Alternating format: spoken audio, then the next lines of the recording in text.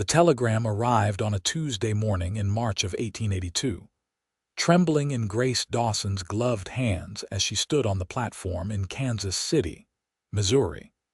Her heart hammering so hard she thought it might crack through her ribs like a newborn chick breaking free from its shell. She had answered an advertisement 3 months prior, corresponding with a rancher named Lucas Quinn, who owned property outside Santa Rosa, New Mexico territory. And now here she was, about to board a train that would carry her 1,000 miles from everything she had ever known to marry a man whose face she had seen only in a single faded photograph. Grace pressed her fingers against her throat, feeling the familiar tightness that always preceded her attempts at speech.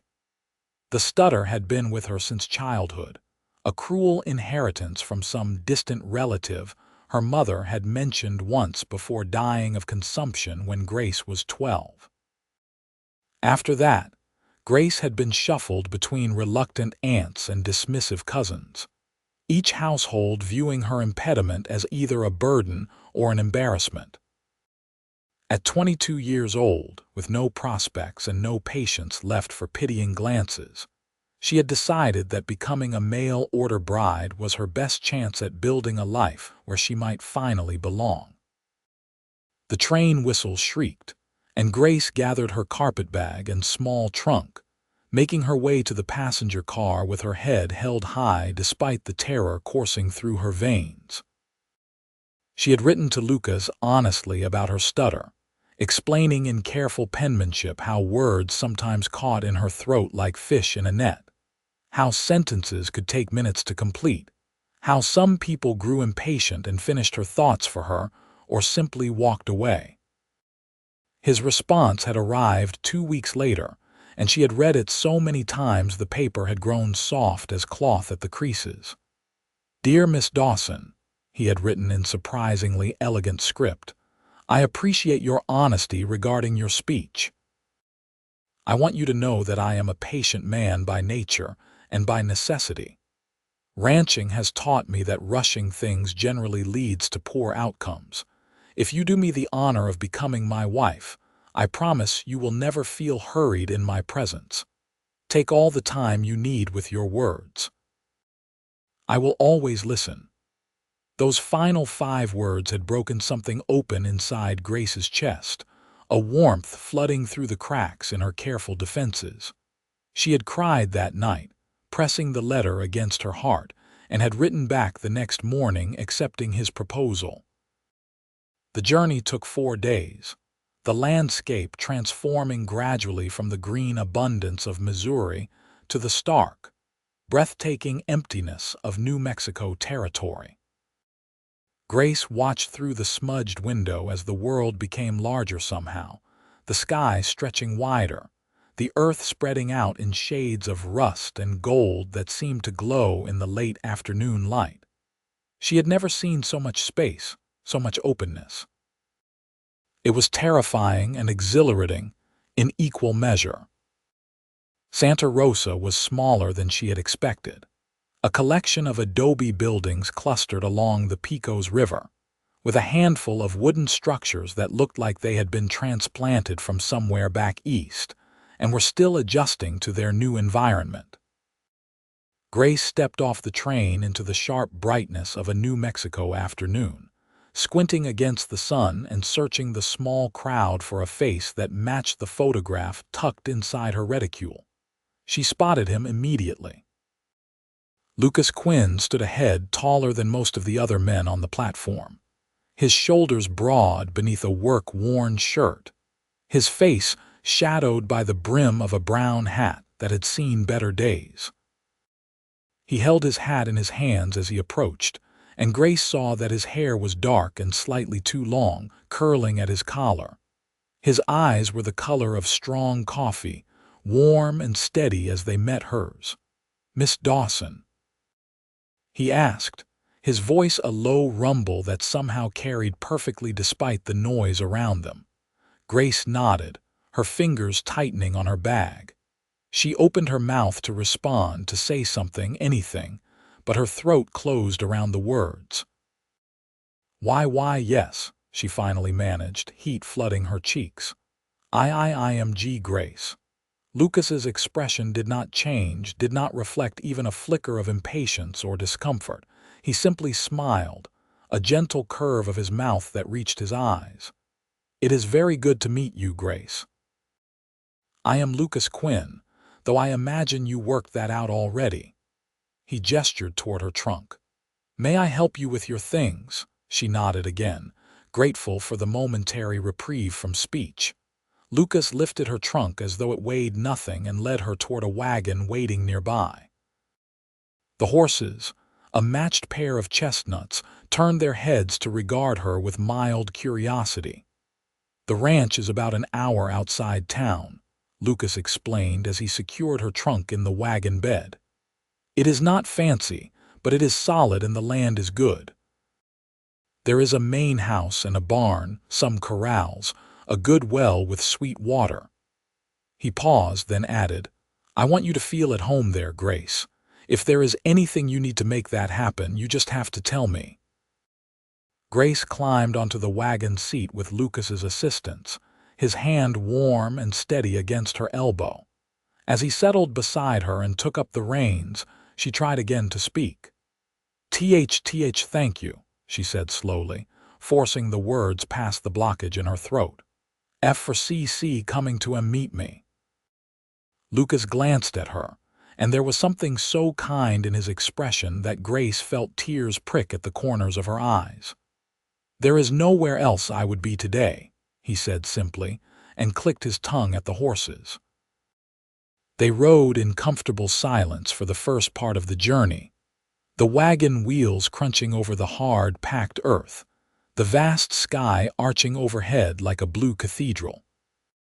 Grace had worried that silence between them would feel awkward or heavy, but Lucas seemed perfectly content to let the quiet stretch out, occasionally pointing out landmarks or features of the landscape without requiring any response from her.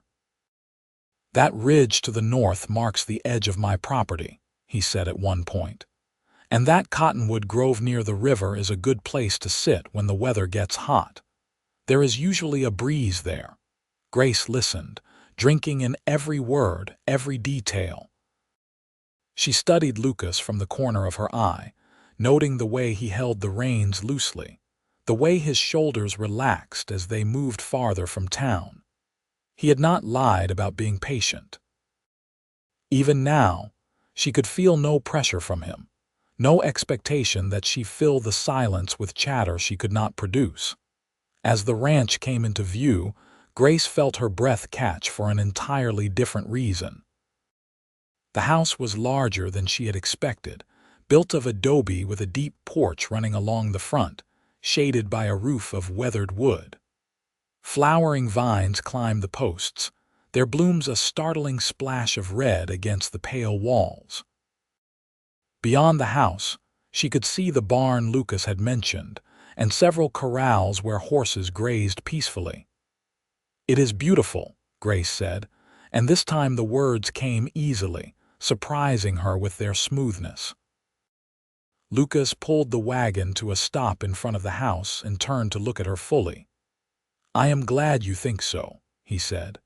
I have been working on fixing it up these past months, wanting to make it nice for you. Something in Grace's chest tightened at that, at the realization that this man had been preparing for her arrival, thinking of her comfort.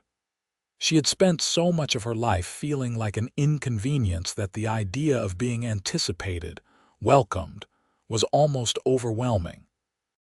Lucas helped her down from the wagon and carried her trunk inside.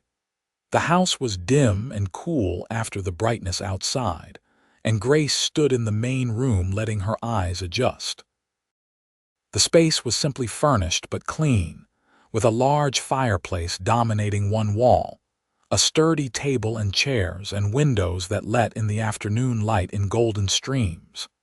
She could see a kitchen area beyond, and two doors that presumably led to bedrooms. I thought you might want your own room, Lucas said, setting her trunk down near one of the doors. Until you feel comfortable, I mean. There is no rush for anything, Grace. I want you to know that." Grace turned to face him, this man who had shown her more consideration in an hour than most people had managed in her entire life. She wanted to tell him that she was grateful, that she had been terrified of what she might find here, but instead had found kindness. She wanted to explain that her stutter grew worse when she was nervous but better when she felt safe, and that already, impossibly, she was beginning to feel safe with him. What came out was, I am grateful. Why you have been so kind." Lucas removed his hat and ran a hand through his dark hair, his expression serious. "Grace, I want to say something, and I need you to really hear me.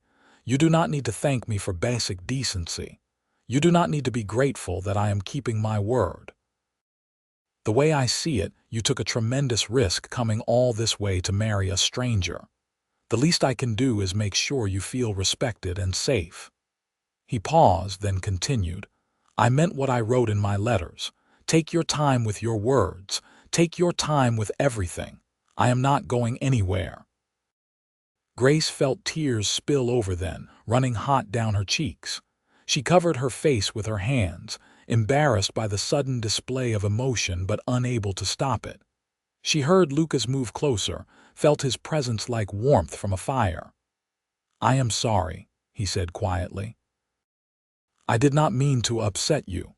Grace shook her head, lowering her hands and swiping at her tears. "And not upset," she managed. "Just and not used to kindness." Something flickered across Lucas's face then, something that looked like anger, but Grace sensed instinctively that it was not directed at her. "Well, you had better get used to it," he said, his voice gentle despite the emotion behind it. "Because you are home now, and home means being treated right.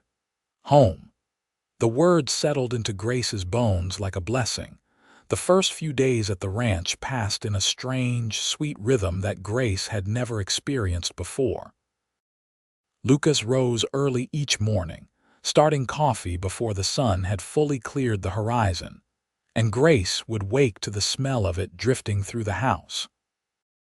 She would dress quickly in her room and emerge to find him at the table, and he would pour her a cup without comment, just a small smile of greeting.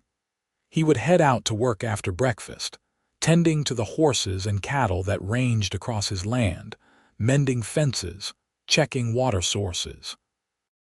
Grace spent those first days exploring the house, familiarizing herself with the kitchen, finding where Lucas kept supplies. She cooked their meals, cleaned the rooms, and gradually began to add small touches that made the space feel more like a home. She found wildflowers growing near the river and brought them inside in a chipped pottery vase. She reorganized the kitchen to be more efficient. She washed the curtains and hung them back up to dry in the desert breeze. Lucas noticed everything. "You found the blue flowers," he said one evening, gesturing toward the vase on the table. "Those are my mother's favorite. I mean. She passed 4 years ago." Grace looked up from the stove where she was stirring a pot of beans. I am sorry," she said. About your mother." Lucas nodded, his expression distant for a moment. "She would have liked you," he said. "She always said the measure of a person was not in how smooth they talked, but in what they did when no one was watching." Grace felt warmth spread through her chest at that. She wanted to ask Lucas more about his mother, about his family, about what had led him to take over this ranch on his own.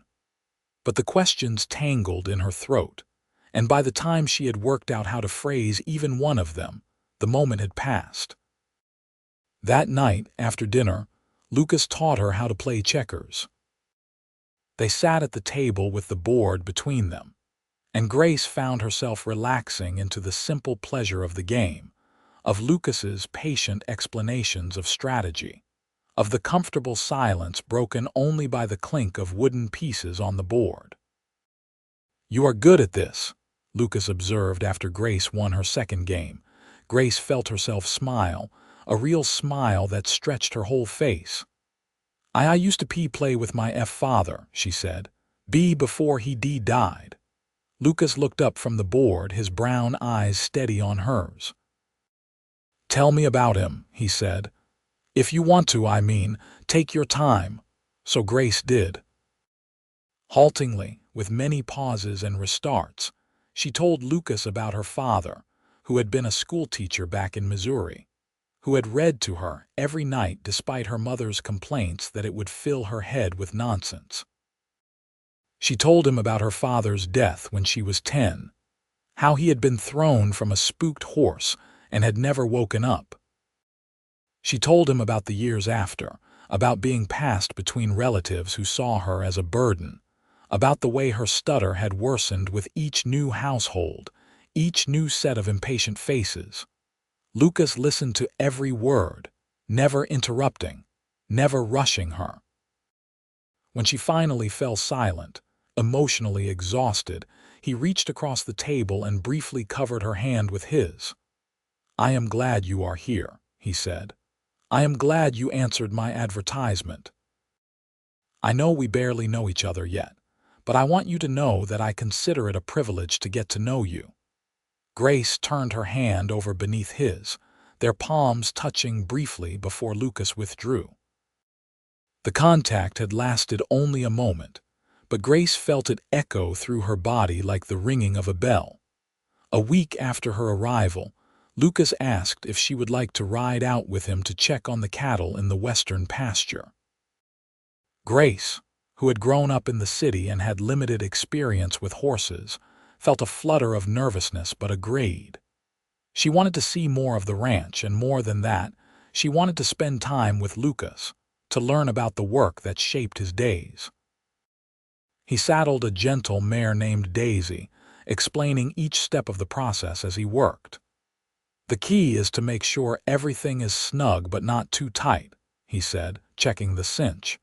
"You want the horse to be comfortable, or you will both have a miserable time." Grace watched his hands, capable and sure, and felt something shift inside her chest. She had been watching Lucas all week, noticing things about him. The way he moved with quiet confidence, never wasting motion but never hurrying either. The way he spoke to his animals with the same respect he showed her. The way his face changed when he smiled, lines crinkling at the corners of his eyes. He helped her mount, steadying her with a hand at her waist, and then swung up onto his own horse with easy grace. They rode out at a walk, Lucas keeping his horse close to hers, pointing out features of the land as they went. "That rock formation is called Lonely Mesa," he said, indicating a rust-colored rise in the distance. "And if you look close at the base, you can sometimes see pronghorn antelope. They are fast as lightning and clever as foxes." Grace followed his pointing finger, drinking in the landscape. The land here was so different from anything she had known, harsh and unforgiving in some ways but beautiful in others. The sky was impossibly blue, the air so clear it seemed she could see forever. The scrub brush and scattered trees cast sharp shadows in the morning light, and the red earth glowed like embers.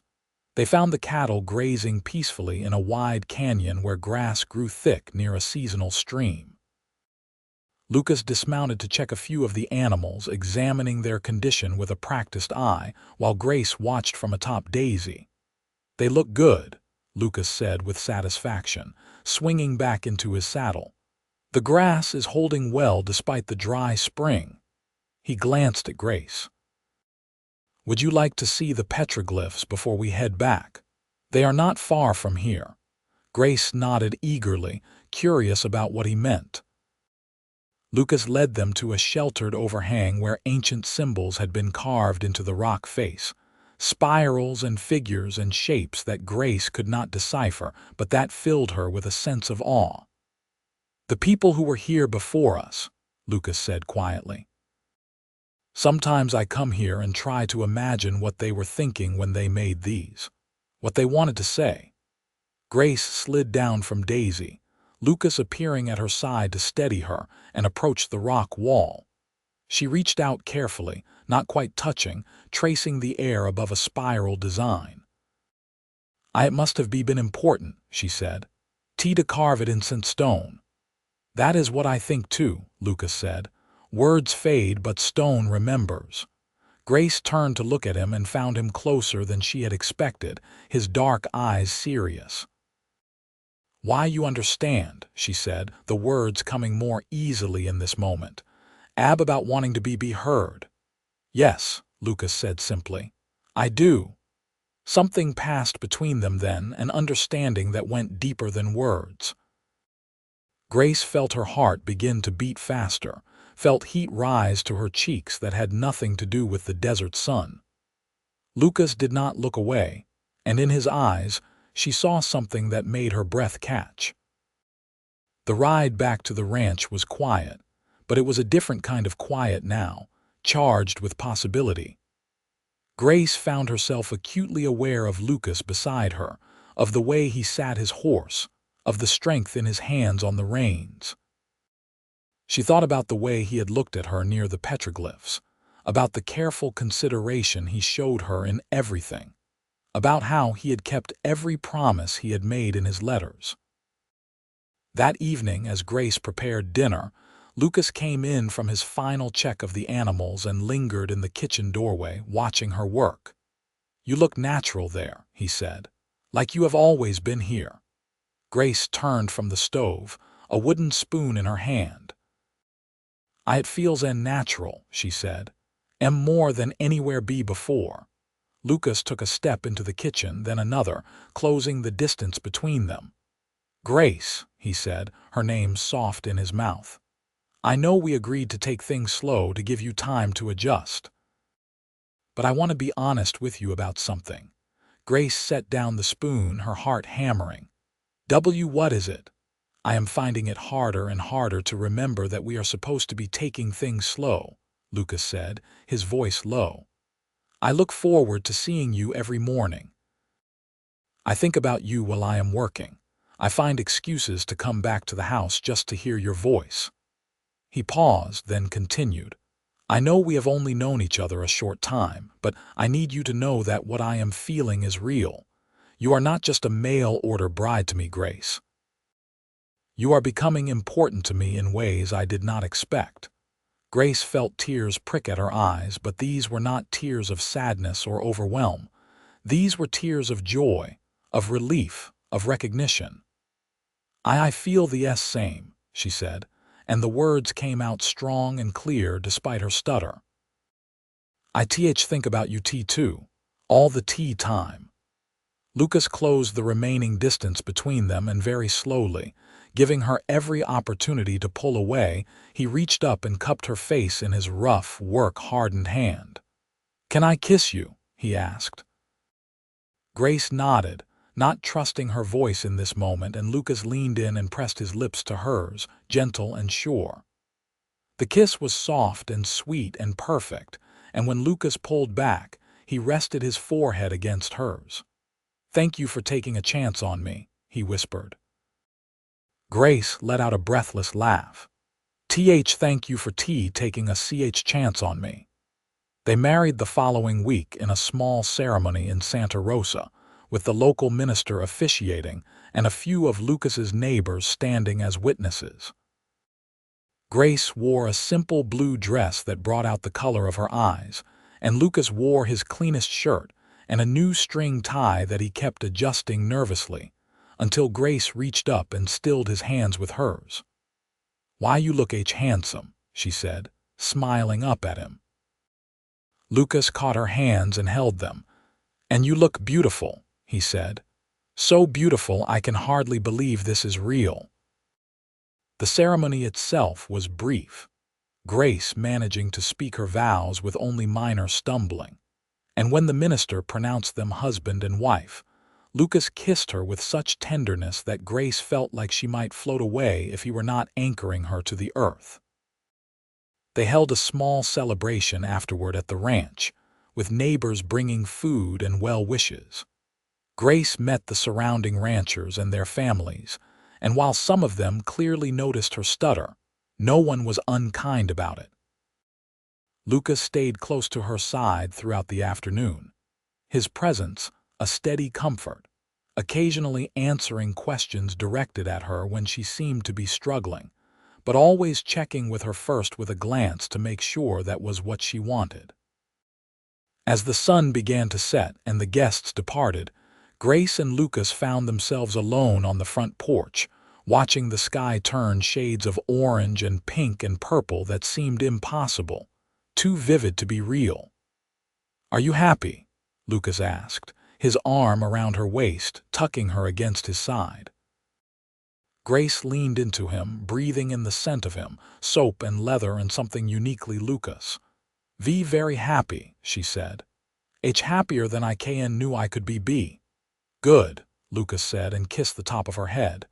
"That is all I want, just to make you happy." That night, Grace moved her belongings into Lucas's room, their room, and when Lucas made love to her with the same patience and care he showed in everything else, Grace felt completely safe, completely cherished. Afterward, lying in his arms in the darkness, she traced patterns on his chest and tried to find words for what she was feeling. "I was so scared," she whispered. "See coming here. I thought maybe you would change your mind when you met me, when you heard me try to talk." Lucas tightened his arms around her. "Never," he said fiercely. "You are perfect exactly as you are, Grace. I do not want you to be anyone other than who you are."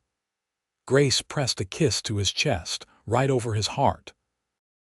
"I love you," she said, the words tumbling out before she could second-guess them. She felt Lucas's breath catch, felt his heart rate increase beneath her lips. Then he was tilting her face up to his, kissing her deeply. "I love you too," he said against her mouth. "So much, Grace, so very much." The months that followed were the happiest of Grace's life. She and Lucas fell into an easy rhythm, working together to maintain the ranch, making improvements to the house and land. Grace discovered that she had a talent for raising chickens, and soon the ranch had a thriving flock that provided both eggs and meat. She started a vegetable garden near the house, coaxing tomatoes and beans and squash from the stubborn earth. Lucas built her a larger chicken coop and helped her fence the garden against the rabbits that were always trying to sneak in. They talked in the evenings, long conversations where Lucas would ask Grace about her thoughts, her opinions, her dreams, and would wait patiently through her pauses and restarts without ever making her feel rushed. Grace's stutter gradually improved the longer she was with Lucas, though it never disappeared entirely. On good days, she could speak almost smoothly with only occasional hesitations. On bad days, usually when she was tired or stressed, the stutter returned in full force. But Lucas never seemed to notice the difference, treating her words with the same respect and attention regardless of how long they took to emerge. One afternoon in late summer, as Grace was hanging laundry on the line behind the house, she heard the sound of approaching horses. She turned to see Lucas riding in with 3 other men, all of them covered in trail dust and looking tired. Lucas dismounted and came over to her, giving her a quick kiss on the cheek. "These are some of the hands from the Murphy ranch up north," he explained. "They are driving cattle to market and asked if they could water their herd at our creek. I said yes. Is that all right?" Grace nodded. "Of course," she said. Then, gathering her courage, she addressed the other men directly. Welcome. Would you like some water or coffee?" The men accepted gratefully, and Grace found herself preparing coffee and setting out bread and cheese for the unexpected guests. She was nervous, her stutter worse with strangers present, but she forced herself to keep moving, to be the hostess Lucas's wife should be. One of the men, a grizzled older cowboy with a salt and pepper beard, noticed her struggle with words and made a face. "Takes you a while to spit it out, does not it?" he said, not unkindly but not exactly politely either. Before Grace could respond, Lucas was there, his body language suddenly tense.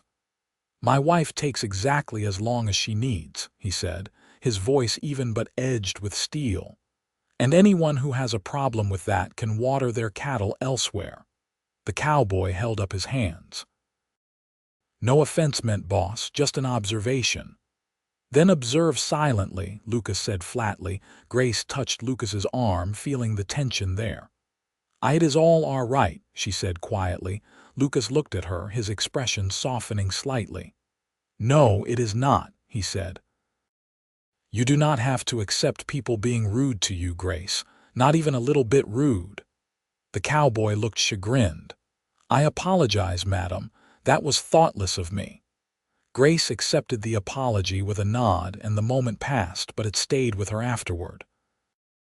The fierce protectiveness Lucas had shown, the way he had stood up for her without hesitation.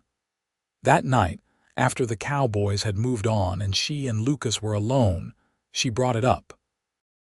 Why you did not have to do that, she said as they sat together on the porch, watching the stars emerge in the darkening sky. Since stand up for me like that. Lucas turned to look at her, his expression incredulous. Of course I did, he said. You are my wife. I am always going to stand up for you, always. Grace felt tears threaten and blinked them back. And no one ever has before, she admitted. Most people just let others say what they want, or they say it themselves.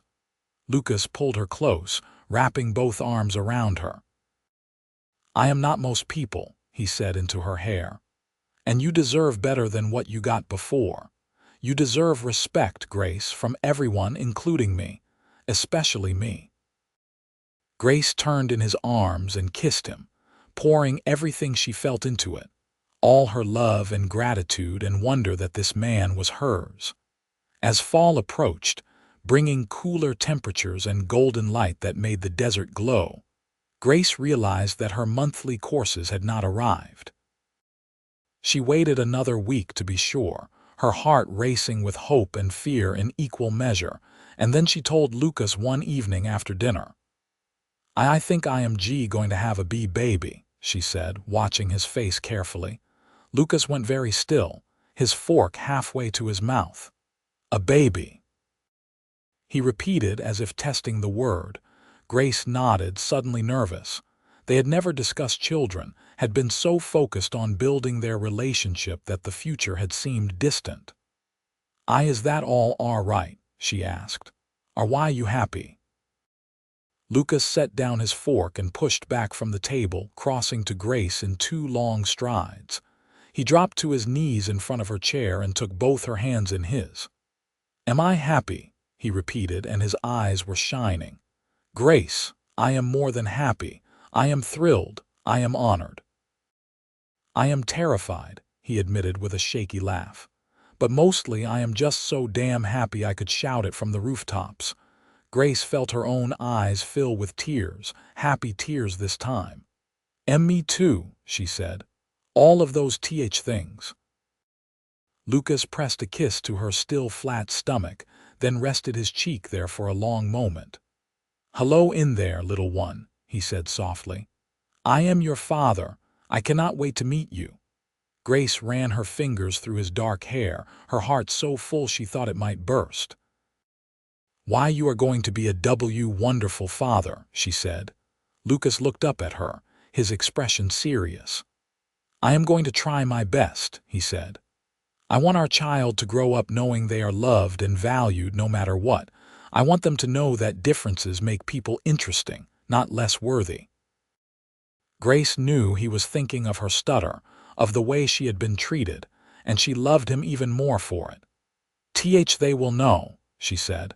Because they will have you as an example. The pregnancy progressed smoothly through the fall and into winter.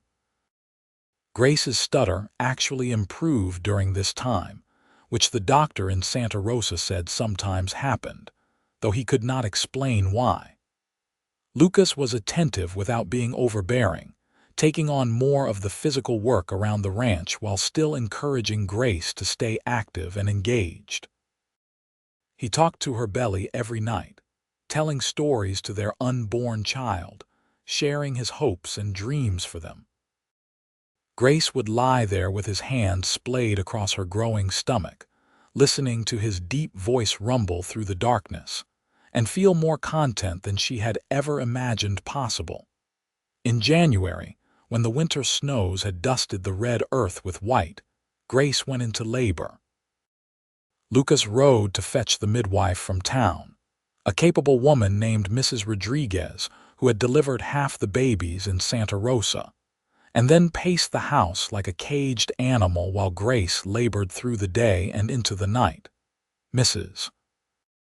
Rodriguez finally took pity on him and led him into the bedroom despite tradition, and Lucas immediately went to Grace's side, letting her grip his hand hard enough to leave marks, wiping the sweat from her face with a cool cloth, murmuring encouragement through every contraction. "Why you do not have to stay," Grace panted during a brief respite. I know this is hard to watch." "I am not going anywhere," Lucas said firmly. "You did not do this alone, and you are not going through it alone." Just before dawn, with Lucas supporting her and Mrs. Rodriguez coaching her through the final pushes, Grace gave birth to a son. The baby emerged squalling and red-faced, his tiny fists waving, and Mrs. Rodriguez laid him on Grace's chest with a satisfied smile. "A healthy boy," she announced. "Good lungs on him, too." Grace looked down at her son, this tiny person she and Lucas had created, and felt overwhelmed with love so fierce it was almost frightening. Lucas leaned over them both, one arm around Grace, the other hand gently touching their son's dark, downy hair. "He is perfect," Lucas said, his voice thick with emotion. "You are perfect. Thank you, Grace. Thank you for this." They named him Daniel after Lucas's father and called him Danny. He was an easy baby, content to nurse and sleep, and watch the world with solemn, dark eyes that reminded Grace of Lucas. Lucas proved to be a devoted father, taking Danny with him around the ranch whenever Grace needed rest, the baby strapped to his chest in a sling that Lucas wore unself-consciously, despite the teasing from visiting neighbors. Grace found motherhood both easier and harder than she had expected. She loved Danny with an intensity that sometimes scared her, but she also struggled with exhaustion and the constant demands of a newborn. Her stutter worsened again after the birth, the stress and lack of sleep making it harder to control, and she sometimes grew frustrated with herself when trying to soothe a crying baby while struggling to form simple words. Lucas seemed to sense this without her having to explain, and he made sure to tell her regularly what a good mother she was, how lucky Danny was to have her. He took over the night feedings when he could, bringing Danny to Grace to nurse, and then handling the changing and settling afterwards so Grace could go back to sleep. He never complained about the lack of sleep or the way their life had been upended by this tiny new person. One evening, when Danny was about 3 months old, Grace found herself crying at the kitchen table while Danny napped and Lucas was out checking the cattle. She was not sure what had triggered it, just a sense of being overwhelmed, of feeling inadequate. When Lucas came in and found her, he immediately gathered her into his arms. "What is wrong?" he asked, concern heavy in his voice. "Are you hurt? Is Danny all right?" Grace shook her head against his chest. I am just tired," she said, "and I feel like I am and not doing this right." Lucas pulled back to look at her, his hands on her shoulders. "Grace, you are doing everything right," he said firmly. "You are an amazing mother. Danny is thriving, look at him. He is healthy and happy and so loved." But I see cannot even talk to him without stuttering," Grace said, the words tumbling out. What if he learns to be ashamed of me?" Lucas's expression shifted to something like anger, though Grace knew it was not directed at her.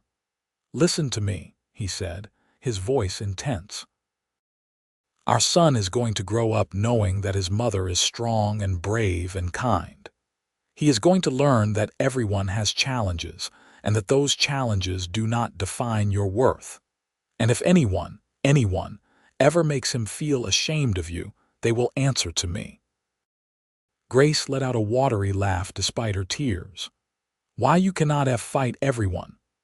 "Watch me," Lucas said, and there was such fierce love in his eyes that Grace felt her heart settle, felt the anxiety loosen its grip on her chest.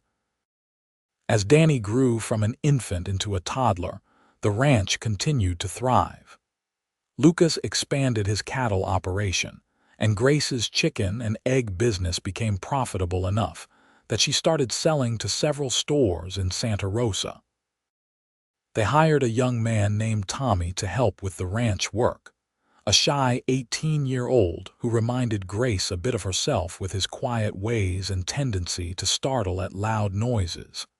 Danny proved to be a cheerful child, quick to laugh and curious about everything. He started talking early, and to Grace's profound relief, he showed no signs of a stutter. Lucas said it was because he grew up hearing words spoken with love and patience, learning that communication was about connection rather than speed. When Danny was 2 years old, Grace found herself pregnant again. This pregnancy was harder than the first, with more sickness in the early months, but she and Lucas navigated it together, Lucas taking on even more of the household tasks and Tommy stepping up to help more with the ranch work. Their second child, a daughter they named Rose, was born in the spring during a thunderstorm, the rain drumming on the roof while Grace labored. Rose was smaller than Danny had been but just as healthy, with a cap of dark hair and Grace's blue eyes. Danny, who had been staying with neighbors during the birth, came home to meet his sister and very seriously informed her that he would protect her from cows and teach her how to find the best rocks. Life with 2 children was chaotic but joyful. The house rang with laughter and occasional tears, with Danny's excited chatter and Rose's baby babbling. Grace sometimes felt stretched thin, exhausted by the constant demands, but Lucas remained her steady partner, splitting the work, taking the children when she needed a break, never making her feel like it was solely her responsibility. One summer evening, when Danny was 5 and Rose was 3, the family sat together on the porch watching the sunset. Rose was tucked against Grace's side, thumb in her mouth, while Danny sat between Lucas's outstretched legs, asking a million questions about the stars that were beginning to appear. "Papa, why do stars twinkle?" Danny asked. Lucas launched into an explanation about atmosphere and light, and Grace listened to his patient tone, watched the way he engaged with their son's curiosity. She looked at Rose, drowsy and content.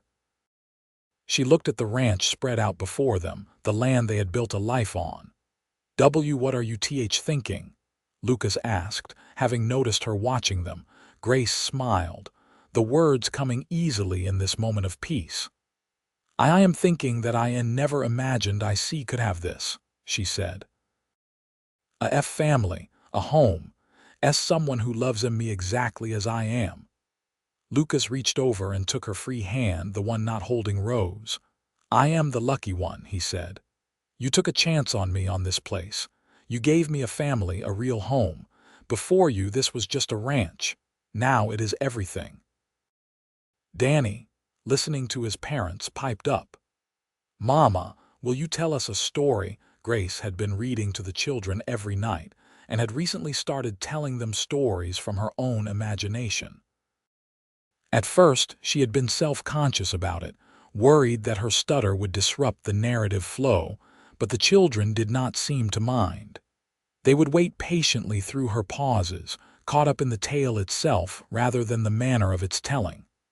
"All right," Grace said. Once upon a tea time, there was a brave knight who rode a horse named Daisy. Danny giggled. "That is your horse, Mama." Maybe Daisy had an adventure before I knew her," Grace said with a smile. She wove a story about a knight and a dragon, about bravery and kindness, and her children listened raptly. Lucas listened too, his eyes on her face, and the love in his expression was so clear that Grace felt her heart swell. After the children were in bed, Grace and Lucas sat together in their own room, Lucas brushing out Grace's long hair, something that had become a nightly ritual between them. "Did you ever regret it?" Grace asked softly. Marrying me?" Lucas's hand stilled in her hair. "Not for a single second," he said. "Why would you ask that?" Grace turned to face him. I know I am and not always easy. My stutter, it still bothers me sometimes. I worry that it bothers you." Lucas set down the brush and cupped her face in both hands. "Grace Quinn, you listen to me. Your stutter is part of you, but it is not all of you. It is not even the most interesting thing about you. You are intelligent and creative and brave. You are a wonderful mother and a true partner. You are the love of my life." He paused, his thumbs gently stroking her cheeks. "I do not think about your stutter except when you are struggling and I want to help. And even then, I am not bothered. I just want you to feel comfortable and heard." Grace felt tears well up, but they were good tears. How did I get so lucky?" she asked. "I ask myself the same thing every day," Lucas said, and kissed her. The years passed, marked by the changing seasons and the growth of their children. Danny started helping more around the ranch, showing a natural talent for working with the horses. Rose proved to have her mother's green thumb, helping in the garden and showing endless patience with the baby chicks each spring. Lucas's ranch continued to prosper, and they were able to make improvements, building a larger barn and adding on to the house to give the children more room. Grace became known in Santa Rosa as someone you could count on, despite her stutter. When a neighbor was ill, Grace brought food and helped with chores. When the school teacher needed someone to help the younger children with reading, Grace volunteered despite her initial nervousness. She found that children were often more accepting than adults, caring more about the stories she read than how long it took her to read them. Lucas remained her greatest supporter, but he had also become something more over the years. He was her best friend, her confidant, the person she trusted above all others. They had built a true partnership, making decisions together about the ranch and the children, supporting each other through difficulties, celebrating successes together. When Danny was 8 and Rose was 6, Grace's stutter improved again, almost as dramatically as it had during her first pregnancy. The doctor could not explain it, suggesting that perhaps her body and mind had simply adjusted over time, that the confidence she had gained from years of feeling loved and supported had somehow translated into more control over her speech. Grace still stuttered, still had days where words caught in her throat, but they were fewer and farther between. She could carry on conversations with relative ease most of the time, and while she still paused sometimes to work through a difficult word, the blocks were less severe. I never thought it would get this much better," she told Lucas one evening. Actually, she had said, "I never thought it would get this much better with only 2 small hesitations." Lucas smiled at her. "You have always been getting better, Grace. Stronger, braver, more confident. This is just another sign of that." One afternoon in the fall when Grace was 31, she was working in the garden when a stranger rode up to the house. He was an older man, well-dressed, riding a fine horse, and he asked for Lucas Quinn. Grace, wiping dirt from her hands, told him Lucas was out checking the north pasture but would be back soon, and invited the man to wait on the porch with some water. The man introduced himself as Marcus Jennings, a cattle buyer from Kansas City. He had heard good things about Lucas's operation and wanted to discuss a business arrangement.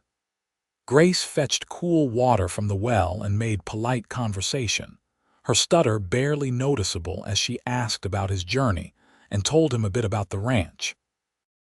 When Lucas arrived, Grace excused herself to give the men privacy, but Lucas called her back. "My wife is my partner in this ranch," he said to Jennings. "Anything you have to say to me, you can say in front of her." Jennings looked surprised but nodded and proceeded to outline his proposal. He was looking for reliable suppliers of quality beef cattle and was willing to pay premium prices for steady deliveries. It was an opportunity that could significantly increase the ranch's income, but it would also mean expanding the operation, hiring more help, and taking on more risk. After Jennings left, promising to return for an answer the following week, Lucas turned to Grace. "What do you think?" he asked. "It is a big decision. We would need to grow the herd, probably hire 2 or 3 more hands. It would mean more work, more risk, but also more security for our future, for the children." Grace thought about it carefully, weighing the factors. "I think we should do it," she said finally, with only the smallest hesitation. "We have worked hard to build this place. We are good at what we do.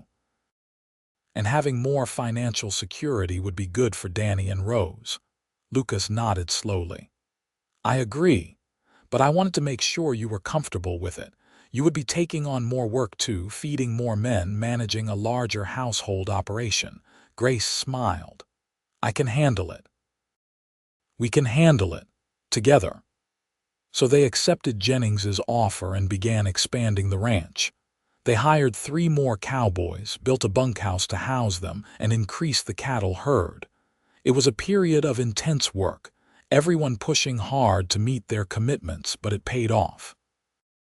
The ranch became one of the most successful in the region, and Lucas and Grace's reputation for fair dealing and quality livestock grew. Through it all, they maintained their focus on family.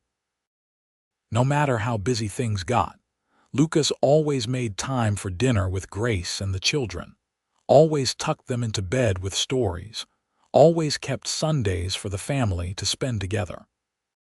Grace continued to read to the children, to tend her garden, to maintain the small touches that made their house a home. When Danny was 12, he asked his father if he could start breaking horses. Lucas, with Grace's agreement, said yes, and began teaching Danny the careful, patient process of training a young horse. Grace would watch sometimes from the porch, marveling at how much Danny looked like his father, how he had inherited Lucas's quiet confidence and natural way with animals. Rose, at 10, announced that she wanted to be a teacher like Grace's father had been.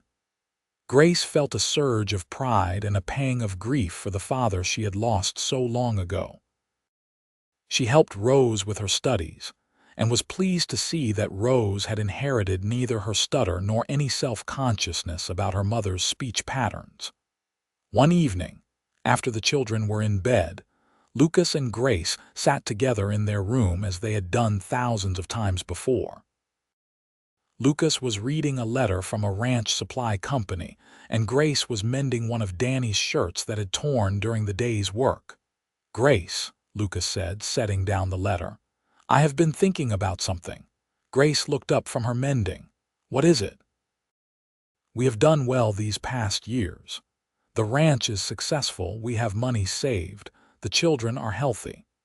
I want to make sure that if something happens to me, you and the children are taken care of. I have been thinking about getting our affairs in order, making sure everything is legally documented, that the ranch is in both our names properly, that there is a clear will." Grace felt a chill run through her. "Do not talk about something happening to you." Lucas set aside the letter and came to sit beside her, taking the mending from her hands and setting it aside. "I am not planning on going anywhere," he said gently, "but we need to be practical. I work with cattle and horses every day. Accidents happen. And I want to know that you would be protected, that you would not have to worry about losing the ranch or supporting the children." Grace knew he was right, even though she hated thinking about it. "All right," she said quietly. We will go to Santa Rosa and see the lawyer." Lucas squeezed her hand. "Thank you. And Grace, I want to make sure the children understand that you are just as much the owner of this ranch as I am, that you have built it alongside me. I never want them to think that it is just my accomplishment." Grace felt warmth spread through her chest. Even after all these years, Lucas still found ways to show her that he saw her, valued her, respected her partnership. "I love you," she said. "I love you too," Lucas replied. "More than I can ever properly say."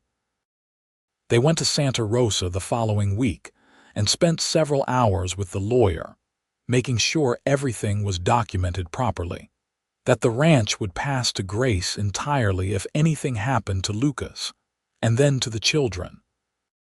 The lawyer, who had known them for years, remarked that it was refreshing to see a husband so concerned with protecting his wife's interests.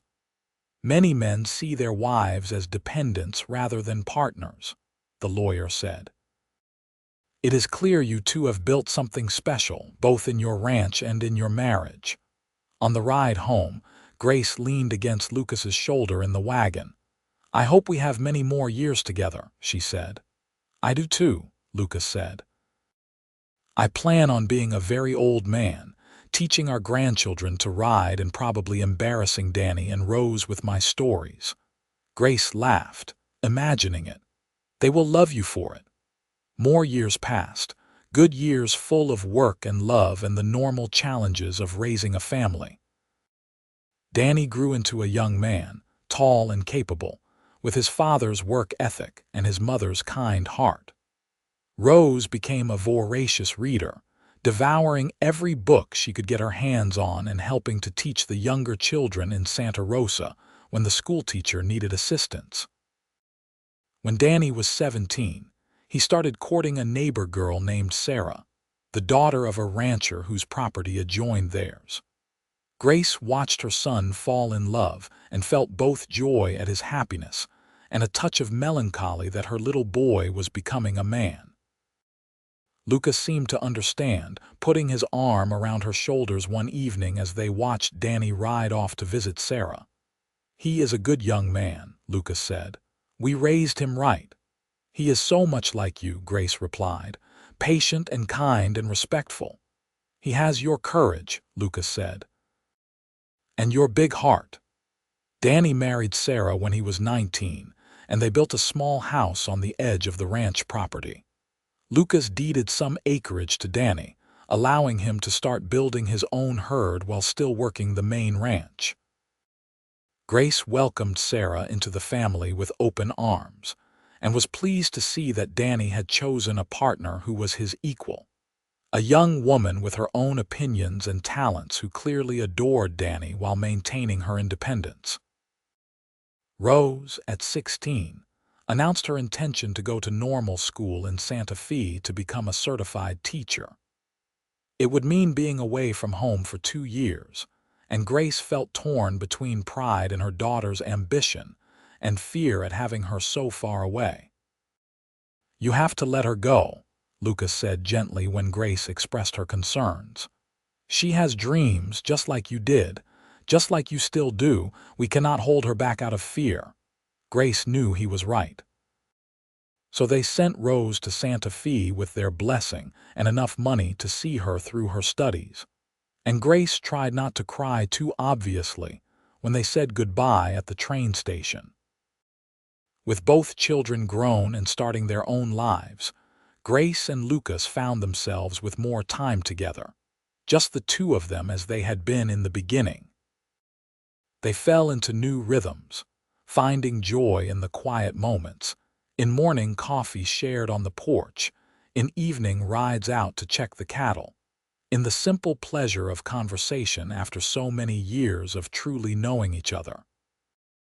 Grace's stutter had continued to improve over the years, though it still appeared sometimes when she was very tired or stressed. But it no longer bothered her the way it once had. It was simply part of who she was, and Lucas's unwavering acceptance of it had taught her to accept it herself. One evening, As they sat together watching the sun set over the land they had worked so hard to build, Grace reflected on the journey that had brought her here. From that terrified young woman on the train platform in Kansas City to this moment, sitting beside the man she loved, grandmother to Danny and Sarah's newborn son, mother to Rose who was following her dreams. "What are you thinking about?" Lucas asked, his hand finding hers as it always did. "I was thinking about that first day," Grace said, her words flowing smoothly. "When you met me at the train station, I was so scared." Lucas brought her hand to his lips, kissing her knuckles. "I was scared too," he admitted. "I was afraid you would take one look at me at this rough ranch in this hard land and want to get right back on that train." Grace turned to look at him in surprise. "Really, you never seemed scared." "I am good at hiding it," Lucas said with a slight smile. "But yes, really. I wanted so much for you to be happy here, to want to stay. I had been alone for so long, and then your letters started arriving, and suddenly I had hoped that maybe I could have more than just a successful ranch. Maybe I could have a real home, a real family." Grace squeezed his hand. "You gave me those things too. You gave me a place where I could finally be myself without apology, where I was valued for who I am rather than judged for how I speak. You gave me love and respect and partnership." She paused, then added, "You gave me everything I needed to become the person I was meant to be." Lucas pulled her close, and they sat in comfortable silence as the sky turned from gold to purple to the deep blue of early evening. After a while, Lucas spoke again. "I got a letter from Rose today," he said. "She says she is loving school, that she is at the top of her class, and that she has been asked to give a speech at the graduation ceremony next spring." Grace felt pride swell in her chest. "She is doing so well." "She said something else," Lucas continued. "She said that watching us, watching the way we communicate with each other, taught her that real communication is not about perfect words. It is about patience and genuine listening and caring enough to wait for what someone has to say." Grace felt tears prick at her eyes. "She said that," Lucas nodded. "She said you taught her that, even though you have a stutter, you are one of the most articulate people she knows because you always think carefully about what you want to say and you say it with honesty and heart." Grace could not help the tears that fell then, tears of gratitude and joy and overwhelming love for her family.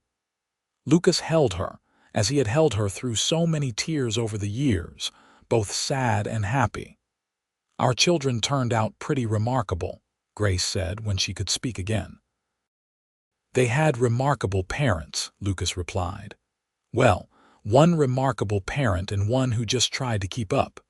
Grace swatted his arm lightly. "You are the most remarkable man I have ever known, Lucas Quinn. Do not sell yourself short." They stayed on the porch until full dark, talking about their plans for the ranch, about when Rose would come home for a visit, about Danny and Sarah's baby and how quickly he was growing. They talked about possibly traveling, now that they had time, maybe going to Denver or even California. They talked about everything and nothing, the way couples do who have built a life together one day at a time over many years. When they finally went inside, Lucas banking the fire and checking the doors while Grace prepared for bed, Grace felt the deep contentment of a life well lived. She had taken a risk all those years ago, boarding that train to meet a stranger who had promised patience and understanding. And that stranger had become the love of her life, her partner, her best friend. As they lay in bed, Lucas's arm around her, Grace thought about the young woman she had been, so uncertain and afraid, so sure that her stutter made her somehow less than others. She wished she could go back and tell that young Grace that everything would be all right, that she would find a place where she belonged. A man who loved her exactly as she was. A family that would bring her more joy than she had ever imagined possible. "I love you," Grace whispered into the darkness. I love you too, Lucas whispered back. Now and always. The years continued to pass, bringing the inevitable changes that time brings. Lucas's hair turned gray, then white, though his strength remained. Grace found silver threads in her own hair and laugh lines around her eyes. They welcomed more grandchildren as Danny and Sarah had 2 more babies, and Rose eventually married a fellow teacher and moved back to Santa Rosa, giving birth to twins that kept everyone on their toes. The ranch continued to thrive under their management, and eventually Danny took over more of the day-to-day operations, though Lucas still rode out most mornings to check on things, unable to fully retire from the work he loved. Grace continued her garden and her chickens, and started teaching some of the younger women in the area about preserving food and managing a household. They celebrated their 30th anniversary with a big gathering at the ranch, all their children and grandchildren present, along with neighbors and friends they had made over the decades. Danny gave a speech thanking his parents for the example they had set, for showing him what a real marriage looked like, what true partnership meant. Rose read a poem she had written about her mother's courage and her father's patience, and there was not a dry eye in the house by the time she finished. That night, after everyone had gone home or settled into bed, Lucas and Grace found themselves back on the porch where they had spent so many evenings over the years. 30 years, Lucas said wonderingly. It has gone by so fast. And so slow, Grace added. I remember our wedding day like it was yesterday, but it also feels like we have been together forever. Lucas nodded, understanding exactly what she meant. I would do it all again, he said. Every moment, every challenge, every joy, all of it. Me too, Grace said, without hesitation. They sat in silence for a while, comfortable in the way that only long married couples can be, where words are not always necessary because understanding runs deeper than language. Grace, Lucas said eventually, I need to tell you something. Grace heard the seriousness in his tone and turned to face him. What is it? I have not felt quite right lately, Lucas admitted. Some chest pains, some tiredness that is more than just age. I am going to go see the doctor in Santa Rosa tomorrow. Grace felt fear clutch at her heart. Lucas, why did you not tell me sooner? I did not want to worry you, especially with the anniversary coming up, but I promise I am taking it seriously. That is why I am going to the doctor. Grace took his hand, holding it tightly. We promised to face everything together. That includes this. I am going with you tomorrow. Lucas looked like he might argue, then nodded. All right. Together then. The next day they rode into Santa Rosa and met with the doctor, who examined Lucas carefully and asked many questions. After a thorough examination, the doctor delivered his verdict.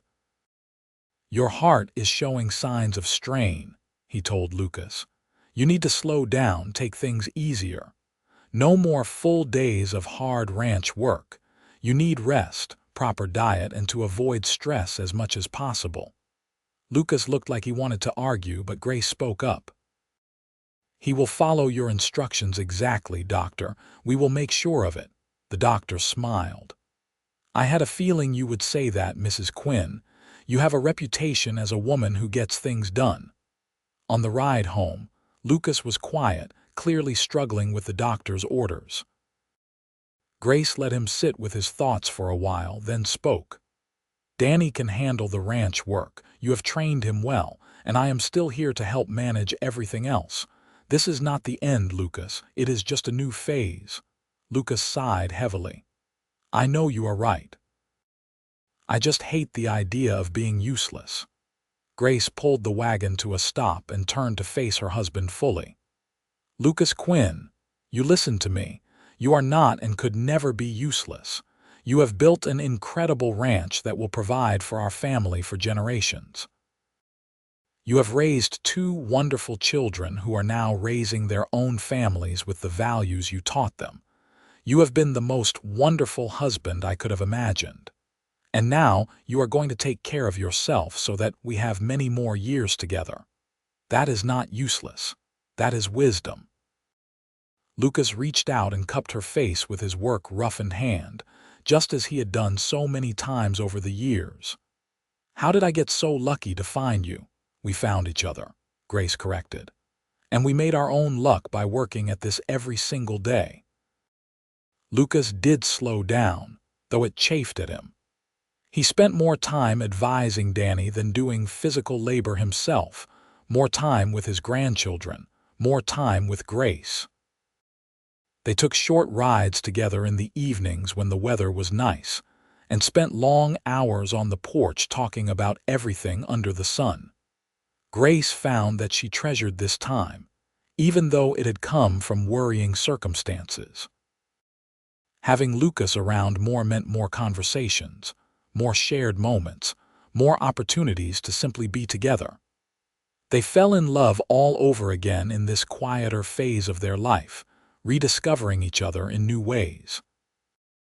One afternoon, Grace found Lucas in the barn talking to Danny about some breeding decisions for the coming spring. She stood in the doorway watching them, her husband and her son, seeing the easy rapport between them, the mutual respect. Danny had grown into such a fine man, and so much of that was due to Lucas's patient guidance. As if sensing her presence, Lucas looked up and smiled, that warm smile that still made her heart skip a beat after more than 30 years. He excused himself from the conversation and walked over to her. "What brings you out here?" he asked.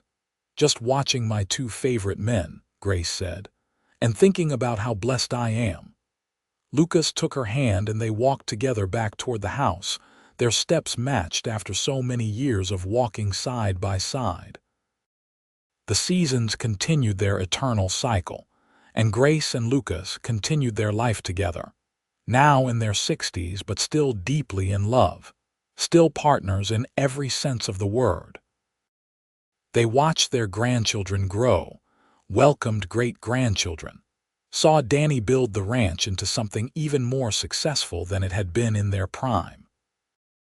Rose became a respected educator, eventually becoming the principal of the Santa Rosa school, and she never forgot to credit her mother's influence in teaching her the importance of patience and truly hearing what people had to say.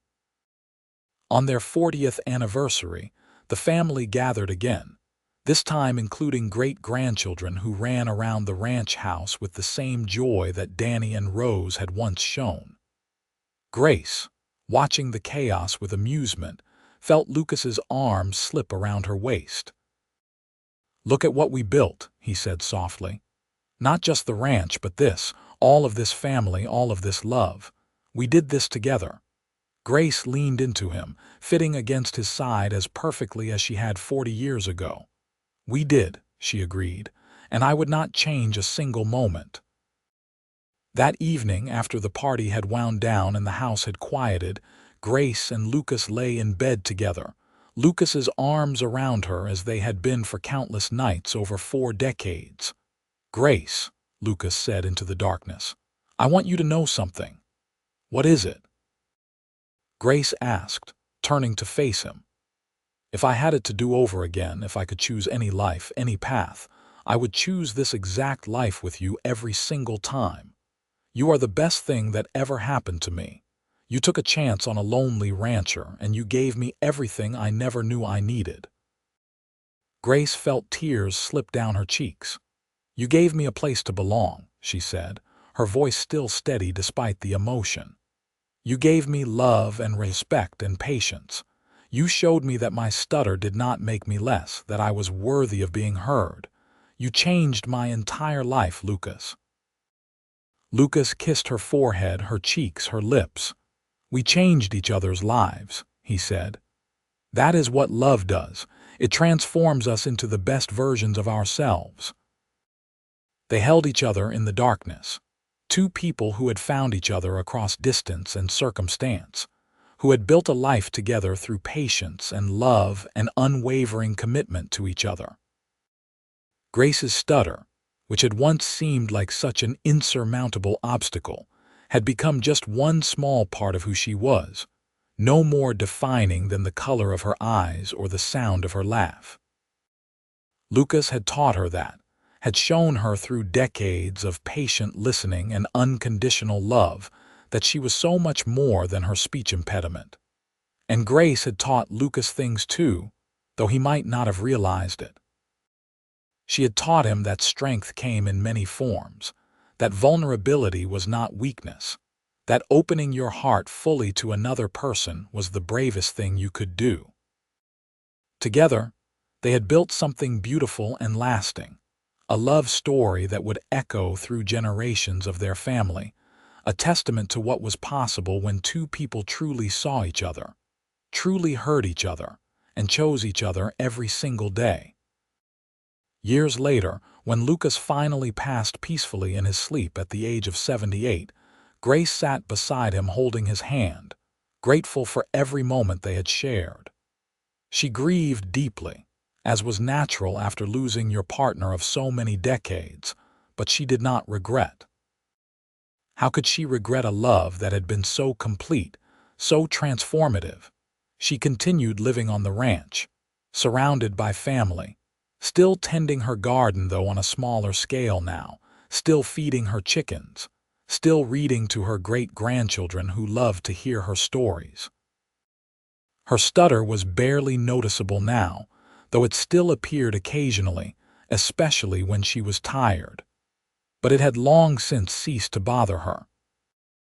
One evening, sitting on the porch with one of her great-granddaughters, a little girl of about 6 who had been named Grace after her, young Grace asked, "Great-grandma, why do you sometimes stop in the middle of words?" Grace smiled at the child's directness. "I have something called a stutter," she explained. "It means sometimes my words get stuck for a moment, but your great-grandfather taught me that it is okay to take my time. He always said he would listen, no matter how long it took." Young Grace considered this seriously. "Great-grandpa sounds nice. He was the nicest man I ever knew," Grace said, "and the kindest and the most patient. He taught me that being different does not make you less, it just makes you unique. He taught me that the right person will love you exactly as you are." "I wish I could have met him," young Grace said. "He would have loved you," Grace told her, "just like he loved all of us." They sat together in companionable silence, and Grace felt Lucas's presence so strongly it was almost like he was sitting beside her.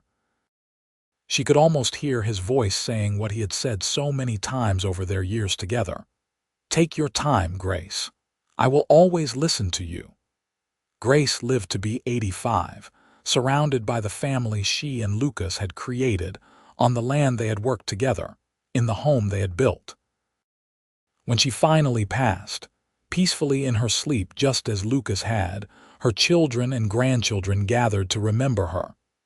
They spoke of her courage, her kindness, her strength. They spoke of the love she had shared with Lucas, a love that had been evident in every interaction, every glance, every word between them. Danny, now an older man himself, stood at her memorial and spoke about his parents. "My father once told me that my mother was the bravest person he ever knew," Danny said, his voice thick with emotion. "She took a risk on a stranger, traveled 1,000 miles from home, and built a life in a place she had never seen. But more than that, she faced every day with courage, never letting her challenges define her, always pushing forward with grace and dignity." He paused, then continued, "And my mother taught us all something important. She taught us that everyone deserves to be heard, that patience is a virtue worth practicing, and that love, real love, means accepting someone completely for who they are. She and my father showed us what a true partnership looks like, what it means to face life together as equals, supporting each other through everything." Rose spoke too, through her tears, about how their mother had inspired her to become a teacher, had shown her the importance of giving every student time to express themselves, of creating space for all voices to be heard. Because of my mother and how my father treated her, I learned to value patience and understanding in my classroom, Rose said. I learned that the quiet voices, the hesitant voices, often have the most important things to say if we just give them the time and space to say it. Grace and Lucas were buried side by side on a hill overlooking the ranch, under a cottonwood tree that Grace had planted decades ago. The ranch continued to thrive under Danny's stewardship and eventually passed to his children, who maintained the values that Lucas and Grace had instilled, treating the land with respect, their animals with care, and each other with love. The story of Grace and Lucas became a family legend, passed down through generations. Great-great-grandchildren heard about the mail-order bride who had a stutter and the cowboy who had promised to always listen to her.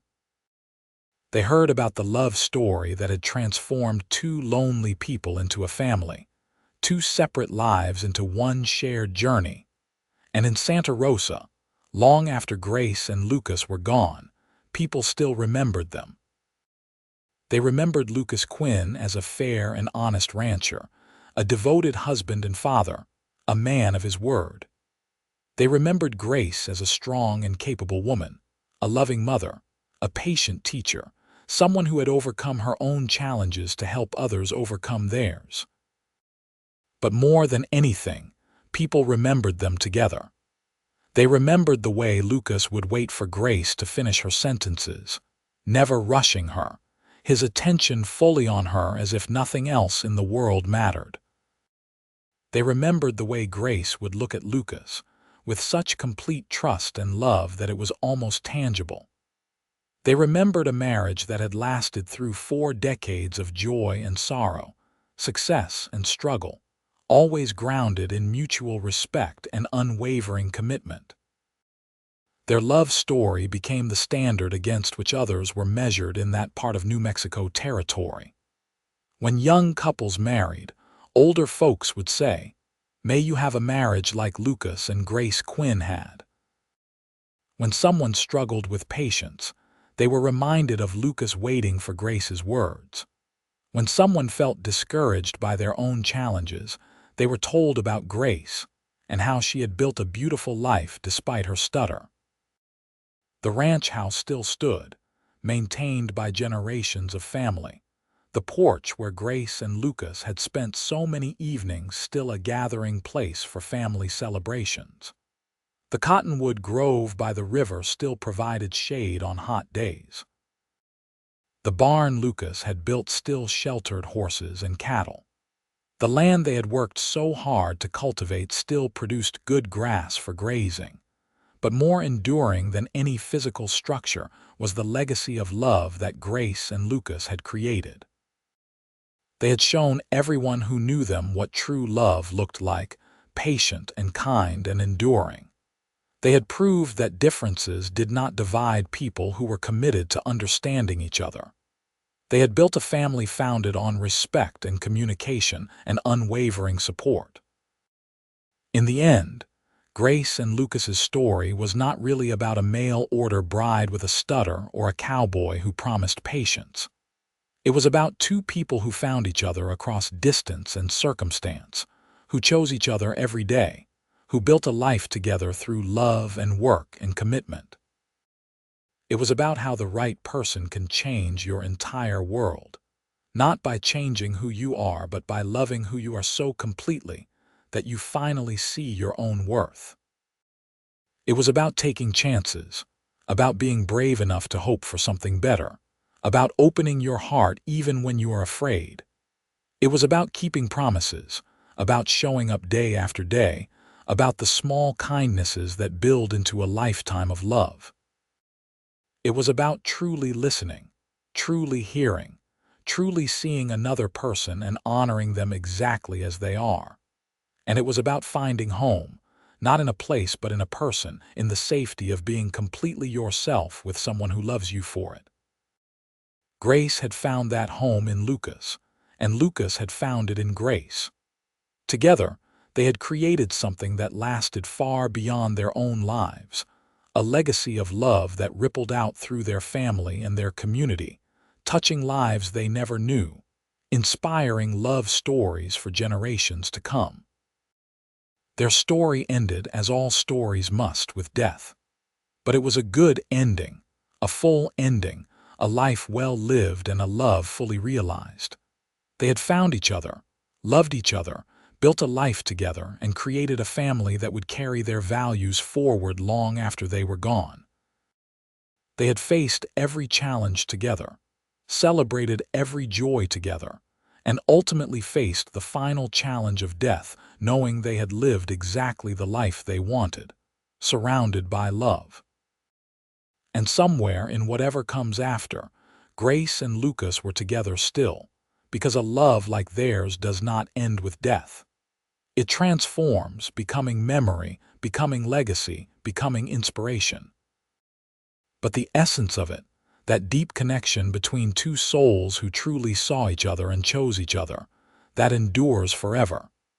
Their story was complete, every promise kept, every vow honored, every moment of their life together adding up to something beautiful and true and lasting. And that is the best ending any love story can have. Not a fairy tale perfection, but a real, deep, lasting love that transforms everyone it touches and echoes through the generations long after the lovers themselves are gone.